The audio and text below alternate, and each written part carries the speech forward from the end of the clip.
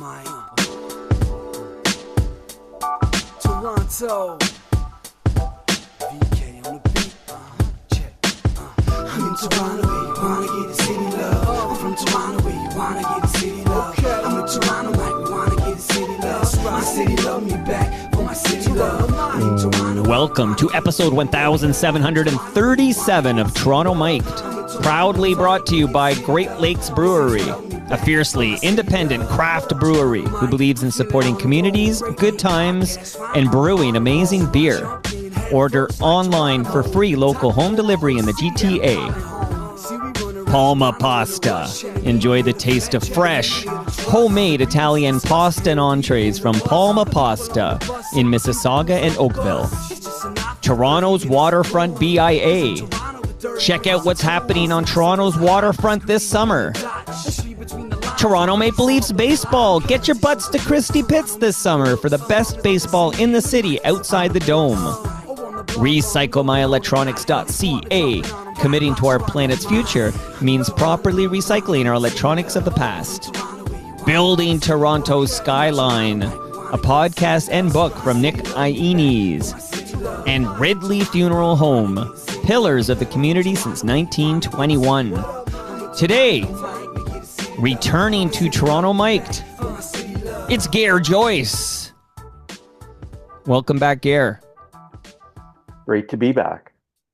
I heard from my buddy Elvis, and we won't name names or dox anybody, but there's a young person, like we're talking, I don't know, 11 years old or something, 10 years old, named Gary in his neighborhood. And I actually was told we're not making any more Garys. Did you know there's now some new Garys? This I didn't know. Is it a 1R or 2R, Gary? Oh, I'm almost certain it's 1R. Most of the Garys are 1R Garys. Yeah, I was born actually like Gary Volk, a 2R Gary. They're even rarer than the 1R version. They haven't made a 2R Gary in decades. A long, long time. You're a vintage model. How you doing, man? How is life in Kingston, Ontario, Canada? Oh, glorious. This is the first time I've been on since I took a position with the Kingston Whig Standard, which I did back in March, and ostensibly to cover sports, but it goes with the job that you're doing news side half the time because there's only so much in the way of sports in a calendar year. So I'm kind of the sports and courts reporter, and which is fun.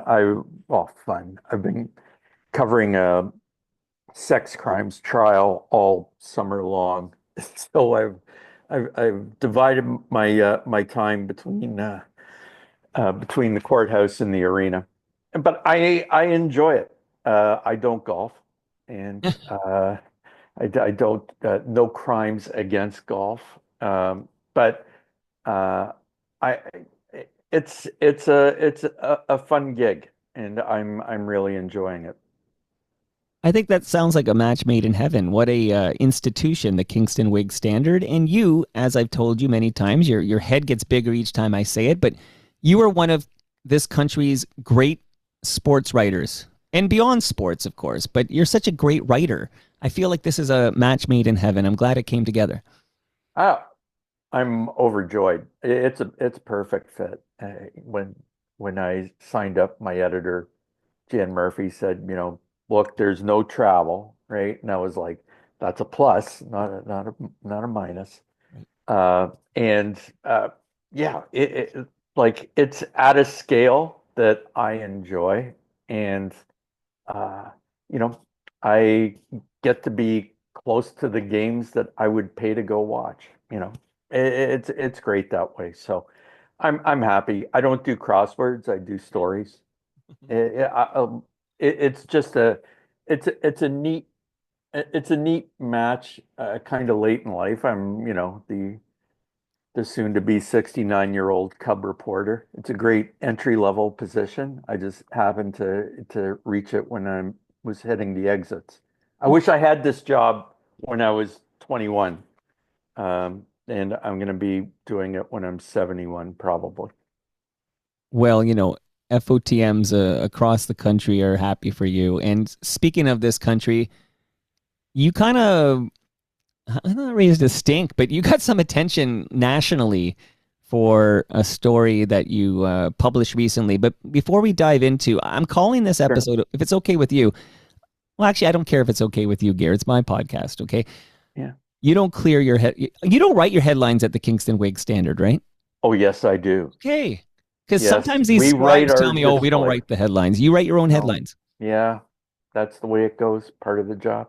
Okay, well, you don't run those by me, so I'm not running the titles of this episode by you, but I'm going to call it Ron versus Don Part 2.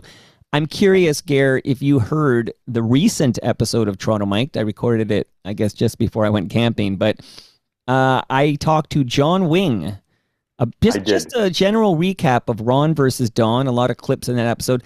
So I'm curious what you thought of that episode, and if before we dive into your contribution to this story, which is significant, maybe do you want to do any fact checking or set the story straight on anything that was said in that episode of John Wing, Ron versus Don? What did you think? Well, no fact check, but the one thing I would say is I think that both you and John, I know from comedy circles, and I've been on shows with John, and I remember meeting him at the Rivoli and following him.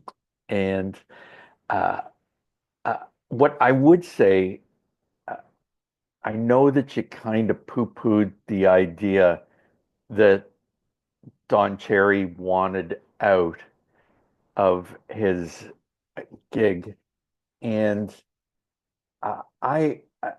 and you when I guess you expressed doubt or skepticism about what Ron MacLean was saying to me, and I can tell you, we don't know Don Cherry as well as Ron MacLean does. And if Ron is saying it, he's saying it from a point of experience and authority and proximity that we don't have. Our exposure to Don Cherry is largely through the screen or through the speaker or in print. And Ron's was lived and he was around him uh, more than not just us, probably more than many spouses would be around somebody. So I think that Ron has a better idea of these things than not only we do, but than you guys were giving him credit for. So I'm going to take I'm going to take what he said on trust. He had no vested interest in saying it. He had no agenda. He was coming from the right place and with a wealth of experience, and and it didn't particularly surprise me uh, that that it came out or that what he said uh, was what he believed to be the case. I, uh, you suggested that Don Cherry didn't want to go out that way. I I don't know. What like, exactly did he want a farewell tour? How did he envision it happening? Um, it's funny. I like lately.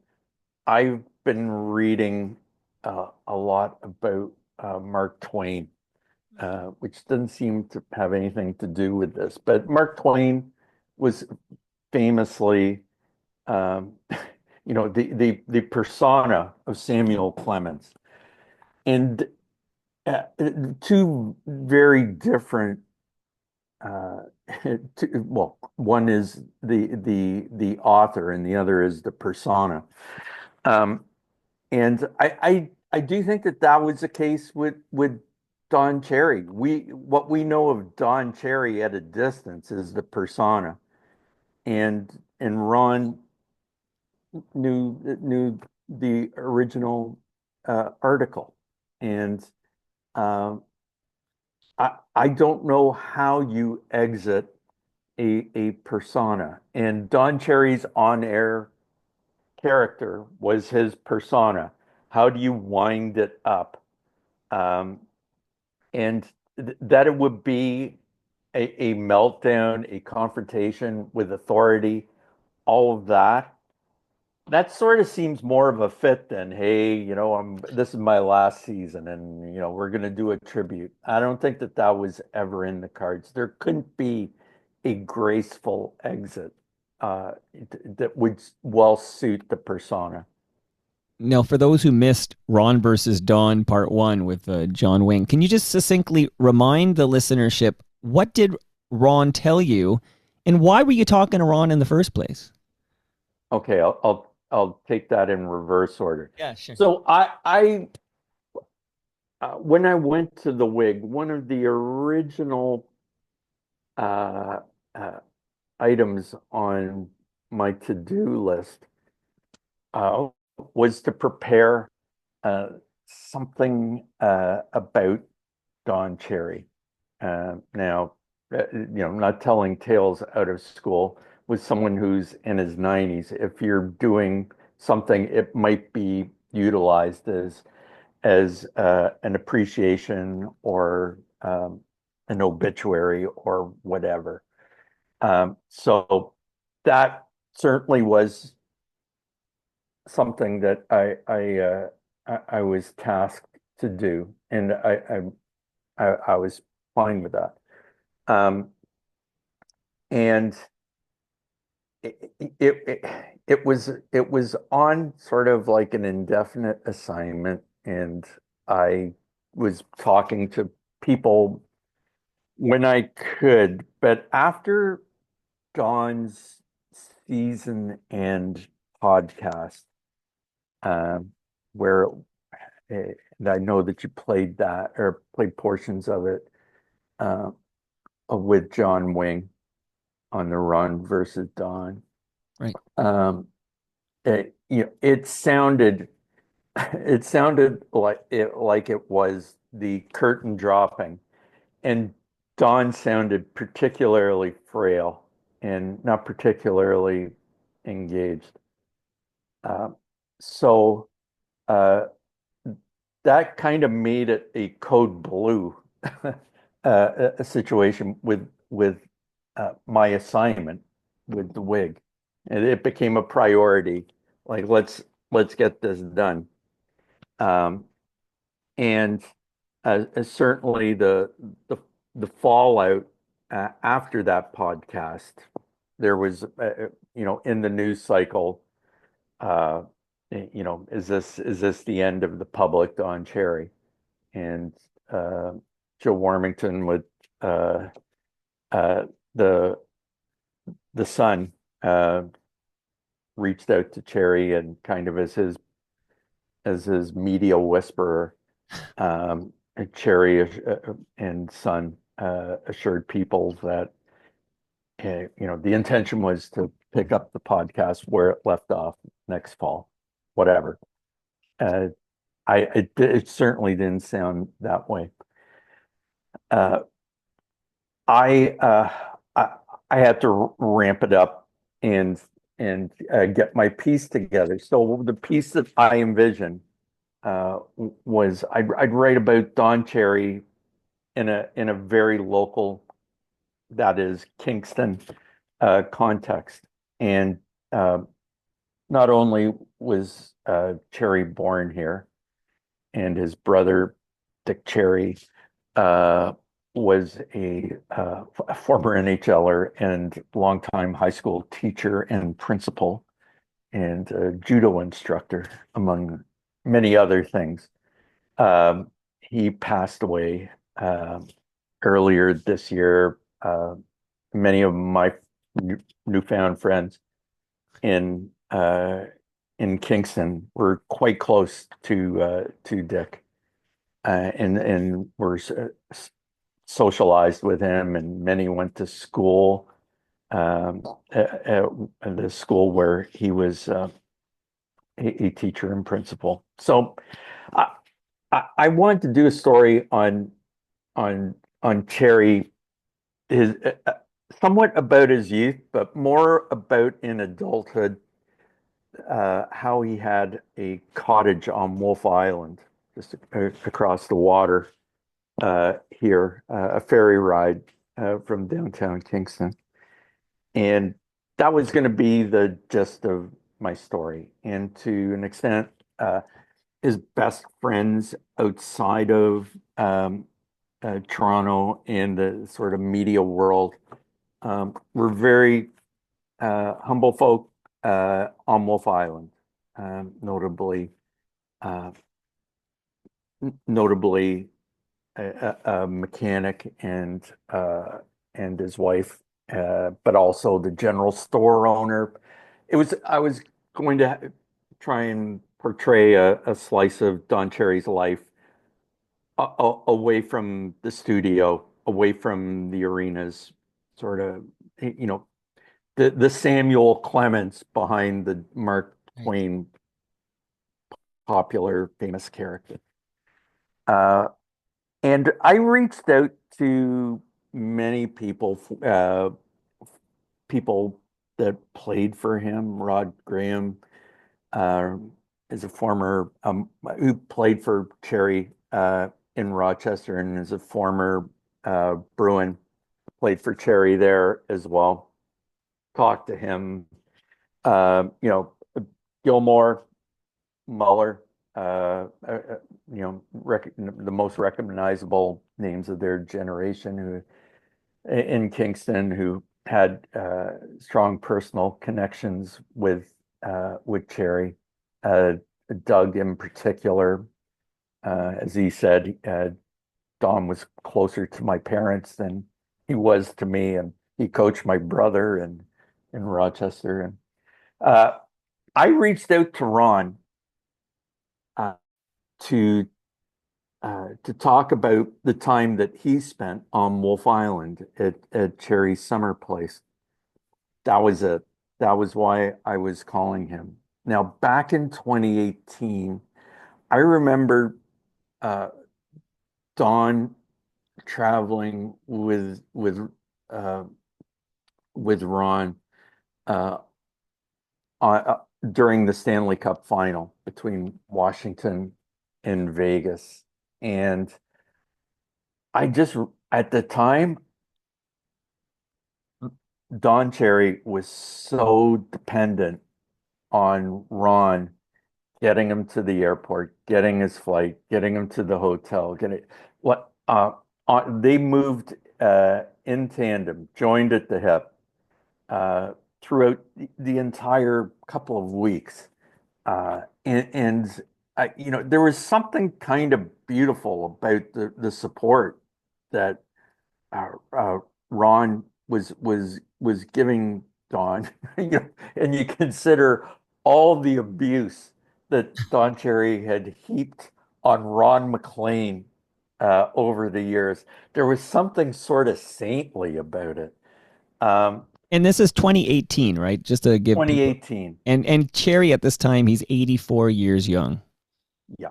Okay. And I mean, like literally getting and I didn't put it in the article, but like a bathroom break at the arena. Ron was walking Don to the men's room through the concourse of the arena in Washington, through hundreds of people. Uh, and I was actually on the flight with them from Toronto to Vegas.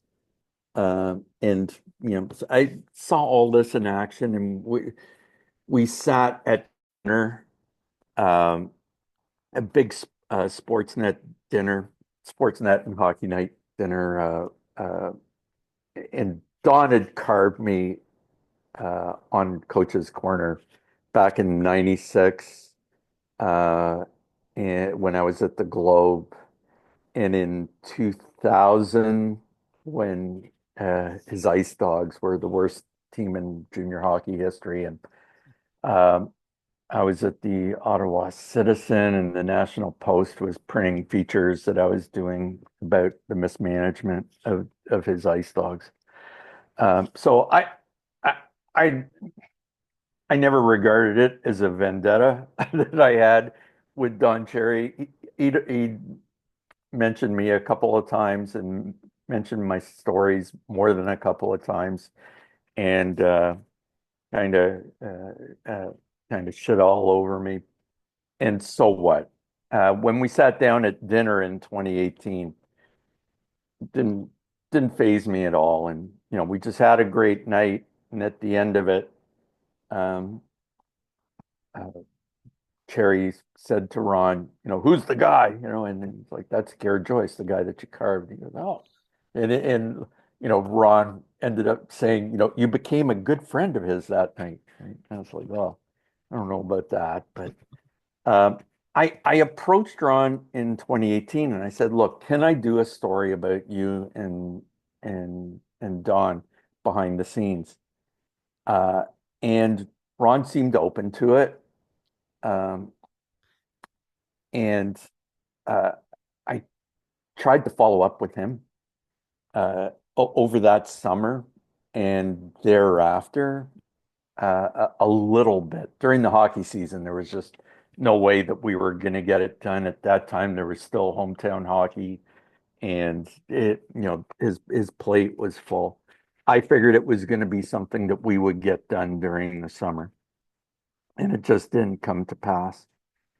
Uh, and I I exchanged a couple of emails with Ron over the years, and one when I was laid off at Sportsnet. So we'd always been pretty good. Um, and when I called him up uh, about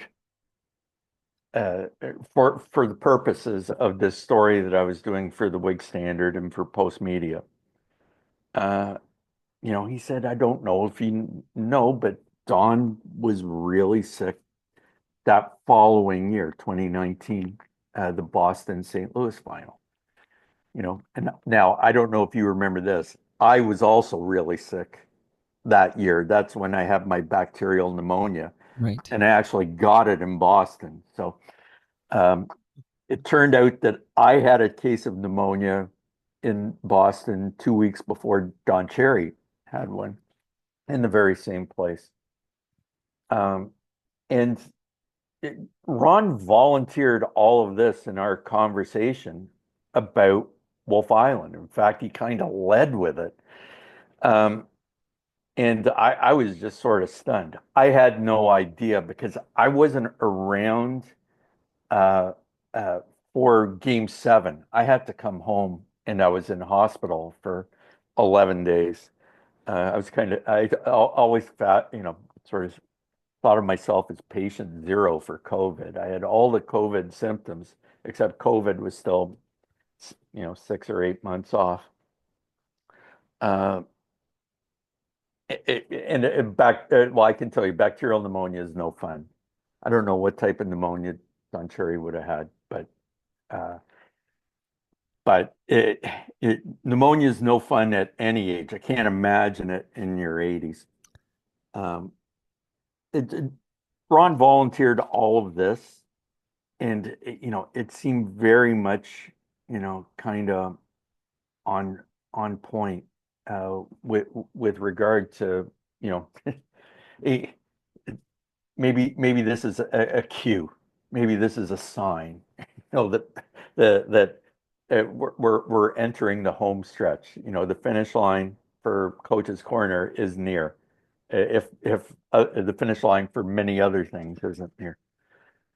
Uh, I was kind of gobsmacked when Ron was telling me all this. And if Ron told me stuff off the record, I couldn't say what it was, and I couldn't tell you if he did or not.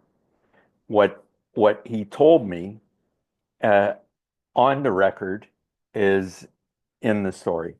And uh, I I was kind of was in the original story that came out. Uh, oh God, this is about a month ago now, I guess, um, and created kind of a tempest. Um, but I, yeah, I can't imagine. I know that people will read it, and I know Cherry came out after and said, "Oh, it's all wrong." I that oh, I that I that I went to hospital. No, I was that while Ron was having beer, he kind of played around with exactly what Ron said, and what Ron to this point has not said. I didn't say any of this. This isn't true. He hasn't walked back anything. The only thing that Ron has said is that he regrets being quite so open about Don Cherry's illness. Let me step in, Gare, just for a moment to kind of do a little recap here. So, Yeah, June 2019, we're talking about, and it's in Boston. That's where yeah, Game 7 was. And the MacLean quote to you, and again, just to recap what we just heard, but you were talking to Ron MacLean about like Don Cherry's cottage on Wolf Island, which he sold in 2019, and sort of the Don Cherry at Wolf Island. And it's actually this longer piece that dropped when I was camping is excellent. Like it gives you a kind of an idea, like you said, the Samuel Clements behind the Mark Twain. I found it very interesting. But the Ron MacLean just volunteers as information about the health of Don Cherry in June 2019. And to quote Ron MacLean to you, and I know you keep your receipts here, mhm, it's Gary Bettman, according to Ron MacLean, as he yep, spoke to you on the phone, I guess. Gary Bettman told Ron MacLean that Don Cherry was in the hospital. yep, And subsequently, Don Cherry has said basically, I didn't go to the hospital. I went to my hotel room or something in Boston. So he specifically says, in Boston, I didn't go to the hospital. I went to my hotel room. So Don Cherry denies it, but that kind of makes sense. I talked about this with John Wing. But then Ron MacLean expressed regret for disclosing this private medical information, but did not walk back the story. So, you have your story from Ron MacLean, but regardless, this June 2019 health scare, Ron thinks that's why Don Cherry orchestrated this exit strategy with, of course, the Remembrance Day Coaches Corner, where, the you people, you come here for our milk and honey. That spiel, which, again, in the first Ron versus Don I did a few weeks ago, you can hear that entire clip, a Remembrance Day thing that Don did every year. mhm. But this is all coming at you from Ron MacLean on the record, and you were just talking about a cottage on Wolf Island. Yeah. I did not. I had no knowledge, nor was there any sort of public discussion about Don Cherry being sick in 2019. It wasn't out there. And in the course of our conversation, and it's in this story in the Whig Standard and in Post Media, uh, you know, Ron said that he reached out to Bobby Orr. Can you get Don into a hospital or get him to a doctor, or get a doctor or get him to a hospital? Uh, and that was when they arrived. Uh, what Don Cherry has said by way of a denial is that when he arrived in Boston, he didn't go to hospital. Right. Almost certainly true, because Ron MacLean never suggested that. He suggested that they had to take Don Cherry away on a cart after the flight. Ron went and got his bags. They took him to a health club, put him in a sauna to try and or steam bath to try and clear his lungs. It was only after the final game, before the trip home, and when Ron MacLean had spoken to Bobby Orr, Bobby Orr's, as Ron recounted it, Bobby Orr said, "Don't let any of this get out. Keep quiet about this." And I can make my own guesses or educated guesses about why you don't want it out. Um, uh, One, it's not exactly the Don Cherry persona to to be at all vulnerable. Uh, Two, uh, Don Cherry's, you know, he has a year-to-year contract, right? If there were health concerns about if there were health concerns or concerns about Don Cherry's ability to do coach's corner going forward, I mean, that would be enough to put Hockey Night in Canada and Sportsnet's management on Spilkus. There would be some reluctance to commit a significant sum of money to someone who was at all a medical risk. A good reason to keep all this quiet. And that's the advice of Bobby Orr, not just as a former player, but also someone who negotiates contracts as an agent. Sure. So, that's kind of explicable. What I would say, and I mean, of course, it was drowned out in all of this, but sort of knowledge in Kingston. The week that Don Cherry was let go by Hockey Night and Sportsnet, that was the week that the sale of his much desired, uh, treasured cottage closed. Not that it went for sale, not that it sold. It closed. It had sold a couple of months before that. He was not coming back to Kingston, to Wolf Island, as of the summer of 2019 after that illness. Uh, I don't think it's much of a coincidence that he got out of Coach's Corner and out of his spot on the island at the same time. And I read in your great piece, but what excuse did Don Cherry give his neighbors, his friends on Wolf Island? What was the excuse he used for why he was selling his cottage and leaving Wolf Island? Yeah, good point. So what he had told people was that his wife Luba had scares on the drive from Toronto to Kingston. The 401, it is uh, for people in Kingston who make that trip regularly. I mean, it is a death race.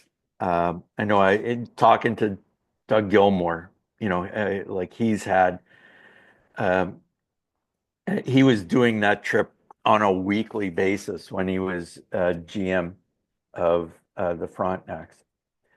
And he said it probably took as much of a physical toll on him as hockey did. Just as far as the nerves go and blood pressure and whatever else.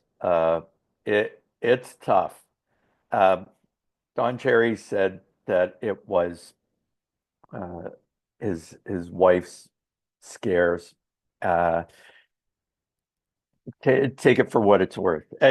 Don Cherry wasn't going to say, you know what, I don't know about uh, you know living on an island where you could be 2 hours or more from uh, a paramedic. It takes you, God knows, with ferry availability to get to a hospital, all of that.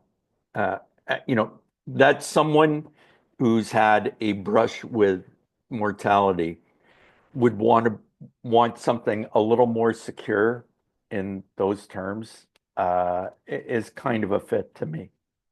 Yeah, let's not bury this lead here. You disclose that there's no doctor practicing on Wolf Island in 2020. Well, he was 2019, I guess, when he sold the cottage. But there was no, and they're probably still the case, I'm assuming, possibly, Yeah. but no doctor practicing on Wolf Island. If you get sick or you have an illness or an injury on Wolf Island, it could be 2 hours before the paramedics come and offer assistance. All of that. All of that.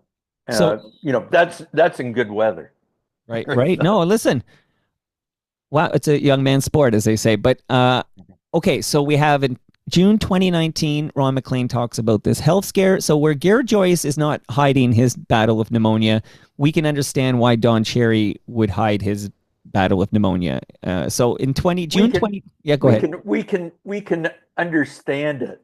Sure. It doesn't make any sense, right? Like I don't know why saying that you had pneumonia makes you at all vulnerable, but I guess the macho creed or whatever Right. admit nothing. Well, no weakness, no vulnerability. You wrote this in your piece, and I think that nails it. And I think this is what John Wing and I talked about. Those were Bobby Orr's words. Right, Bobby Orr.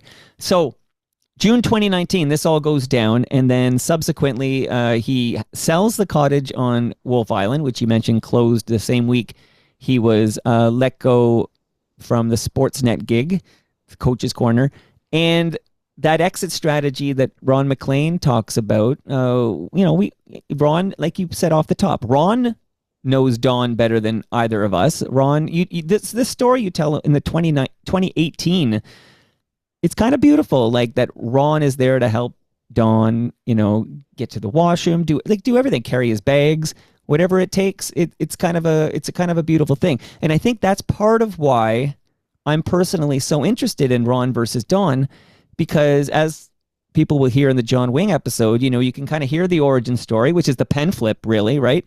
It's it's all discussed in there. That moment of like your meal ticket might be getting close to Don Cherry, and then Coach's Corner and the trials and tribulations thereof. It just a kind of a fascinating story, and it's not over yet. We're not doing an obituary here. There's no shout out to Ridley Funeral Home. I heard that final moment of the Don Cherry podcast when it was suggested very strongly that this is the finale, this is it. And then what really hit that home for me was the official X account of the Don Cherry podcast, which I'm guessing is run by his son. I'm guessing Tim. Yeah.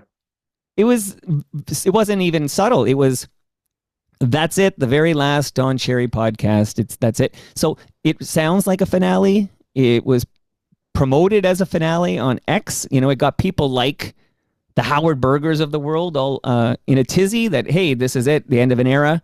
I bought in, like it sounded like this is the end. And then that got, walked back by Don Cherry as well. Speaking of the whisperer, the official Don Cherry whisperer, Joe Warmington, you guys kind of have the same employer, right? You're both post media guys.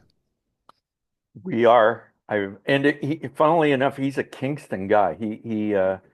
He lives here half the time, and he worked at the Whig Standard years back, and it was at the Whig Standard that I guess he first connected with Don and became a near son, So Joe Warmington, adopted son. an adopted son. Joe Warmington, I'm just going to play this clip. As I said, I'm not going to replay all the clips I played in the John Wing episode, but I do want to play this clip to get your response, because Joe sort of calls you out on this one. So I want to give you a chance to respond. But this is basically a recorded chat. I guess it's Don Cherry's Mississauga backyard. Joe's recording it. Let's listen. That you'd like the records set straight on the story. I'm very disappointed in Ron that he would bring this up. And I'm very disappointed in him that he would reach back 5 years and do this. Is he still welcome here and to call you and your friend, or is this friendship? No, with the wife he isn't. And how do you feel about it? I don't have any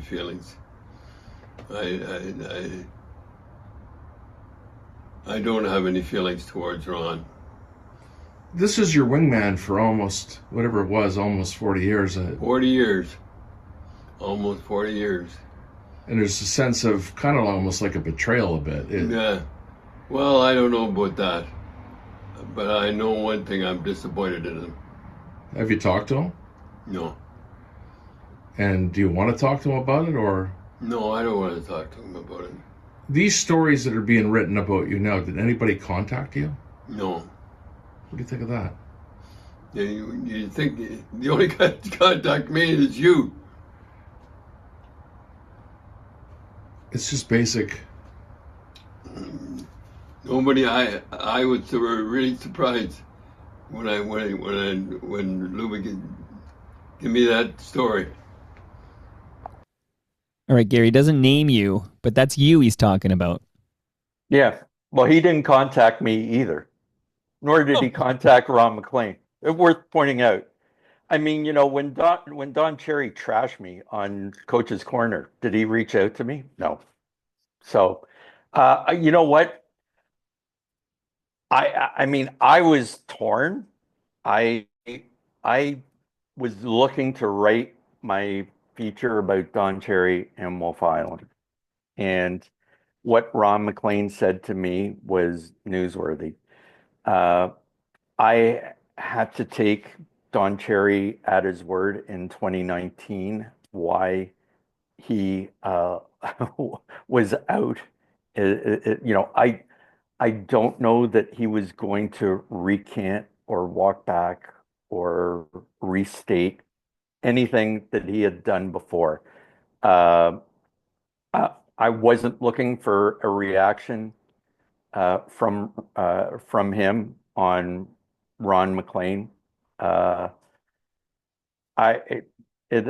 story stands. The journalistic underpinnings of my story with Ron MacLean are exactly the same, no different than Joe Warmington's with Cherry after the fact. Only that mine was first and he came after. So he doesn't finish. I noticed he starts a sentence, Joe, and he kind of abandons the sentence in the middle, doesn't actually finish it, but it sounds like he's about to say that something to the effect of like you contacting Don Cherry to get his response to the story before you publish is some. I thought he was going to say something like journalism 101 or something like that. Like, of course you do that. Not that he contacted you before that story, of course, as you mentioned, but or Ron MacLean. Or Ron MacLean, right? Do you feel at all, as we're talking now on July 31st, 2025, do you feel at all like maybe you should have attempted to get Don's response before publishing the story about his exit strategy of 2019? I reached out to a Cherry. Let's put it that way. That's all I'll say. Well, that's Tim. I didn't reach out to Tim. Reached out to another Cherry. Okay, another Cherry. Okay. So there was an attempt to get a, maybe family side. Okay, so do you think that's an unfair shot by Joe Warming? I know you guys have the same employer, but clearly he's taken shots at you without naming you, and those who know, and I'm one of the guys who knows, but do you think that was an unfair shot by Joe Warmington? I could care less, or I guess I couldn't care less.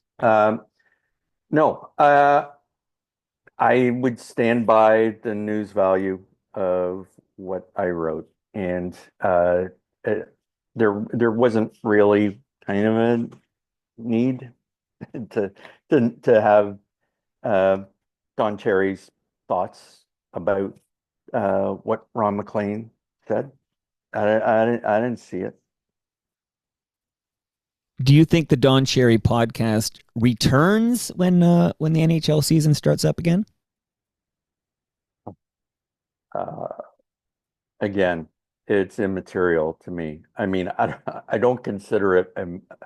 I'd never listened to it beforehand until that last episode, and based on the last episode, I don't even know what the next episode sounds like. Yeah, he's showing every one of his 91 years, but Father Time comes for us all. Like that's part of the intrigue with this story is the brand of Don Cherry was always, tough guy, drop the gloves. Like this, play hard, don't play like those fancy Russians or Swedes, Canadians, mix it up in the corner, give us a Brendan Shanahan, whatever, Dougie Gilmore. Or Wendell Clark. I'm gotta say, like, the Don Cherry brand is such that it's kind of sad to watch this man age. Like, it's like, it reminds us all that Father Time will come for, it'll come for you, Gare. Father Time's coming for me. Nobody gets away. Nobody lives forever. It's kind of a sad reminder that we all have a fleeting moment on this big blue marble, and when it's done, it's done. It's it's painful enough when it plays out privately. When it plays out publicly, it is a communal grief, and I don't know that aging on air or aging on a podcast uh, is really something that the listener should invest in, or the principal should bother with. I think what Ron had said about the podcast, that after uh, Don Cherry's daughter Cindy died, that the podcast was a way of Cindy and Tim and father getting together each week. That it was kind of uh, a family experience, therapeutic in its own way, I guess. A bonding experience, and that with Cindy's death, the dynamic changed somewhat. Um, Don had not just that grief, but the passing of his brother Dick this spring. Uh, you know, it, it's not just his passing down in the future nearer now than it was yesterday. It's not just his passing, but just to have it, death so close to him. Um, I, I I don't want to say that luster or attraction had gone off uh, the podcast, but sitting down with his son each week to do it is was serving as a reminder that his daughter, wasn't there, that Cindy wasn't there. Um, yeah, I mean, grieving doesn't need to be done in public to be real.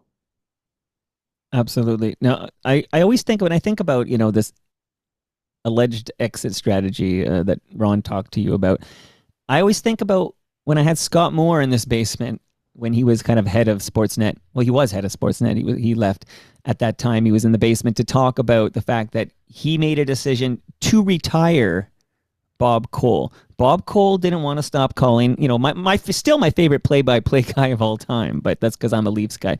But Bob Cole he called his final game on April 6, 2019. So it all comes back to that 2019 playoffs there. And Bob Cole didn't want to go.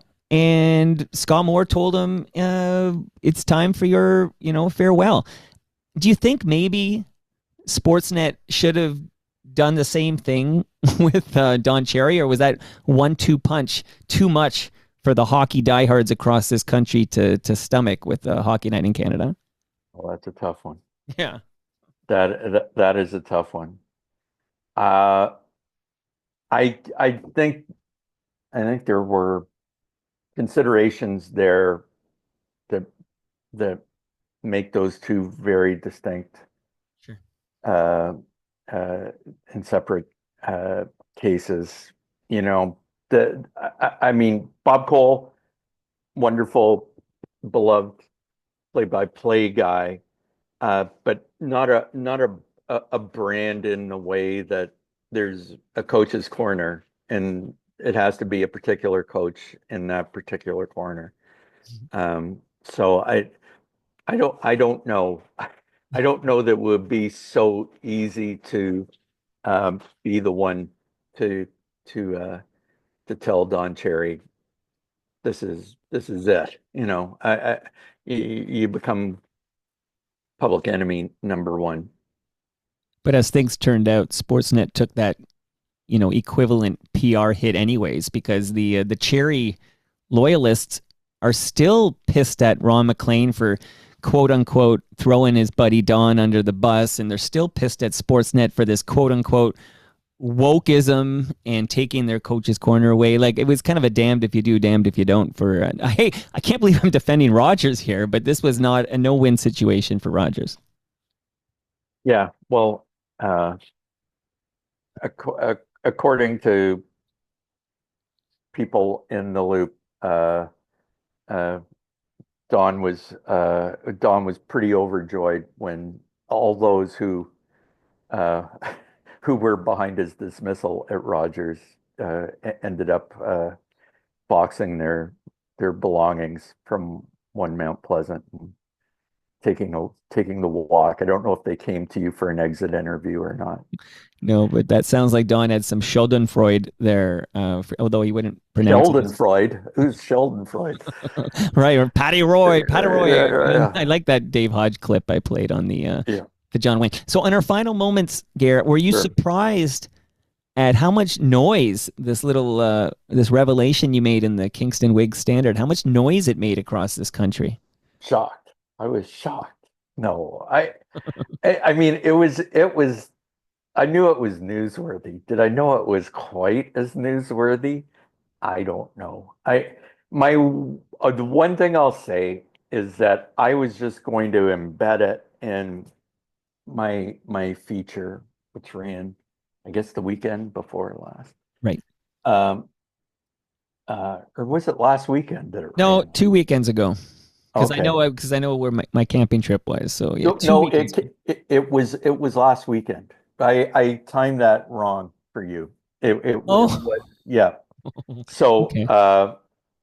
yeah, uh, I uh, I was just going to embed it, but I also heard that there were other media outlets looking to get in touch with Ron MacLean, and so as soon as I heard that, I thought, oh my God, like what he said to me, uh, it, he might have spilled to other people, you know.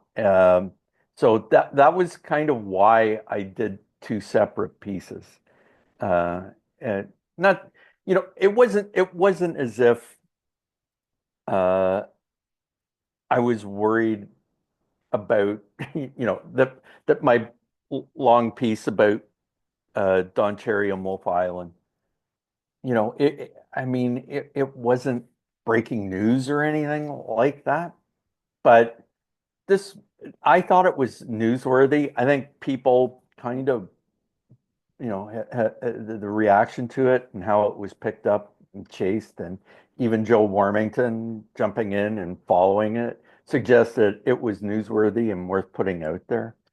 Um, and I, I hate to think that people are considering what Ron MacLean did or said as evidence of betrayal or whatever. I mean, for many years, he was the best friend that Don Cherry could have professionally and supported him as such. And and I don't know that he should have gone under in 2019 for something that Don Cherry said that he himself disagrees with and never endorsed. Uh, I feel like Ron's been victimized in all this wholly unfairly, and if anything, I'm kind of shocked that Don Cherry hasn't seemed more appreciative of the support that Ron gave him through the years, because I witnessed it and I just thought I'm not doing that. I wouldn't, I'd have trouble doing that for a spouse, let alone someone who's heaping abuse on me on Coach's Corner. Yeah, Ron MacLean, fascinating figure because he's been so prominent in this country particularly amongst hockey fans, but not just hockey fans, like Olympics, etc. But Ron MacLean, it seems like if you like Ron MacLean, and I'll disclose to the listenership that I really like Ron MacLean. I loved our chat on Toronto Mike. I like his take on whether it be Tragically Hip or different music. We have mutual friends. Like I actually like the guy. And I think he does a good job on Hockey Night in Canada. But those who don't like Ron MacLean, like it's the passionate distaste for this man. And a lot of it has to do with what happened in November 2019 with regards to Don Cherry. So I think Ron might be a damned if you do, damned if you don't guy. I have a quick questions on my way out, though, before you respond is have you talked to Ron MacLean since this story blew up? Like, what's your relationship like now with Ron MacLean? I have not reached out to him. I've been busy with other stuff, and uh, maybe I will. I hadn't reached out to him in 3 years before contacting him in June. You can't answer this question, but I wonder if Ron MacLean regrets volunteering this exit strategy 2019 health scare information when you were talking about Don Cherry selling his cottage on Wolf Island. That is a question for him, not me. It's on my list for I his don't exit know. interview. Yeah, yeah, I think I I think you can get punished for telling the truth as much as covering something up. And uh, yeah, he said it isn't even saying the quiet part out loud. Eh, He aired things out that uh, I guess he regrets, but uh, anyone who thinks he didn't say it, like I posted transcripts of it Oh, so Pete, online. wait, on that note, just because we are wrapping up here, obviously, I know you got to Yeah. get back to work, but so you're getting notes or are you getting feedback that you're making this up? Like, are people suggesting that you're stirring shit by somehow misquoting Ron or making up a story? Uh, I haven't seen anything like don't read the comments like for Right. the first rule as a reporter. Just if anyone were to come back uh, and and and uh, think that I played with the quotes or anything like that, I posted them on my Substack. Right. The transcripts from a recording app. Um, uh, Spelling mistakes and all, are the automatic transcripts. Ron, of course, not only uh, uh, not only would be, I don't know if I don't think he was aware that I was recording, although I didn't say I wasn't. And I asked him to hold while I set the recording up. Uh, I he he would not be uh, completely out to lunch if he were to presume that maybe there's someone who backed things up and not for publication. Let's put it that way. Well, you're Gare Joyce, for God's sakes. You've got decades of journalistic integrity under your belt, and when you write a story, it's because you're quoting the man himself, Ron MacLean, who told you on the record. And very interesting piece about the cottage. Fascinating tidbit from Ron MacLean. I wonder now, as we say goodbye, I wonder if the next time Ron versus Don is even discussed or in the limelight again, if sadly it's a shout out to Ridley Funeral Home with grapes. So hopefully that's another decade or so away. But I think the story. What do you think? The story, maybe it's done for a while. Yeah, whether it, listen, nothing's for sure. It could be Don, it could be me. Like it could be any of us that when this story surfaces again. So you know what? It was a huge moment in Canadian broadcast history and in hockey media and whatnot, and cultural politics and all of that. That there it still reverberates and still kicks up the dust 6 years after the fact. Not so very surprised. Well, thanks for this, Gare. Always good to catch up with you. Next time you're in the T dot, we got to get together for a beer. For sure. For sure.